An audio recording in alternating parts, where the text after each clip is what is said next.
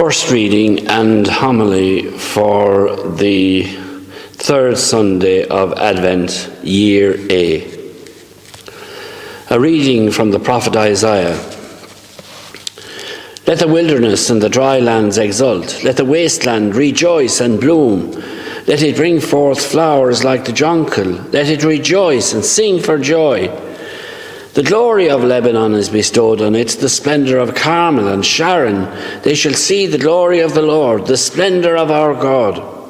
Strengthen all weary hands, steady all trembling knees, and say to all faint hearts, courage, do not be afraid. Look, your God is coming. Vengeance is coming, the retribution of God. He is coming to save you.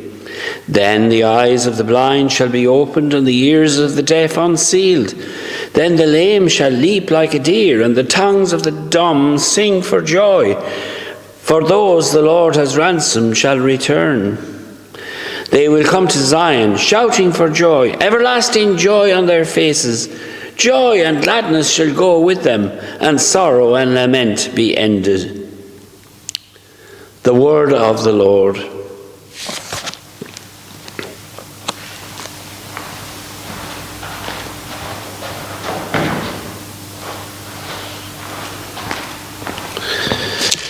Today is known as Gaudete Sunday, and it's based on what the angel said to the shepherds on that first Christmas night.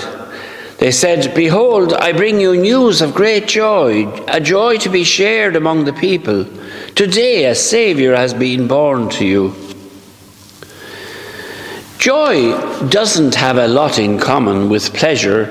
If not checked, the pursuit of pleasure can become the driving force behind many of our decisions.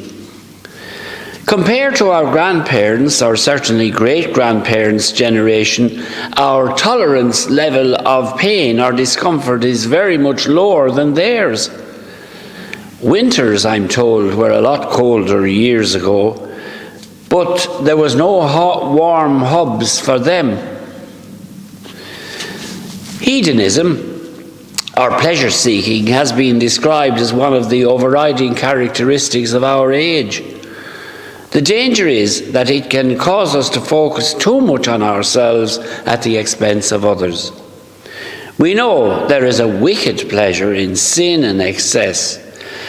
We can get pleasure at his expense, at her humiliation. They say revenge is sweet, but of course it sours our relationships. Now, those who seek pleasure, whether innocuous or harmful, usually find it, albeit briefly. What pleasure lacks is permanence. It's like the soft surface of an unruffled sea, one brisk wind and it's gone. Like December sun and December snow, it comes and goes. But there's calm water below. That's where joy resides. I would say there is no true joy that is not the outcome of some struggle or some endurance. The second reading today talks about the farmer waiting in patience for the seed to take root and grow. All his hard work beforehand, preparing the soil, fertilizing it, sowing the seed, watering the ground, ultimately pays off at harvest time. I think the writer of the psalm puts it beautifully. They go out full of tears, carrying seed for the sowing. They come back full of joy, carrying their sheaves.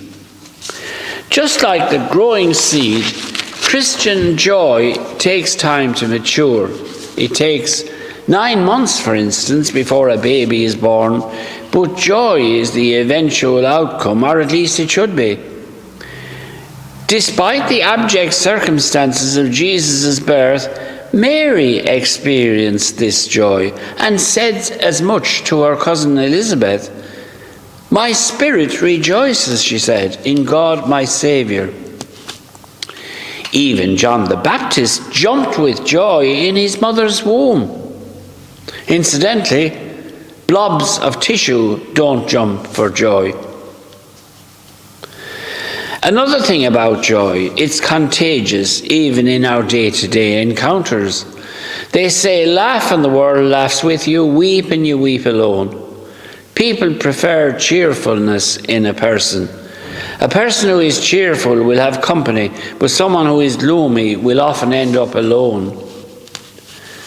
Before his passion, Jesus prayed that his disciples would share his joy to the full. It's the same in the Christmas story when the angel said to the shepherds, "Behold, I bring you news of great joy, a joy to be shared among all the people." That's what Christmas is all about. And so we can sing today with real gusto the following. O come, thou dayspring from on high, and cheer us by thy drawing nigh. Disperse the gloomy clouds of night, with death's dark shadows put to flight, and close the path to misery. Rejoice, rejoice, Emmanuel. So, we hope that the joy of our Saviour's birth will be in our hearts and in our homes this Christmas, and stay with us in bad times as well as good. Thank you all now for listening, and God bless you all.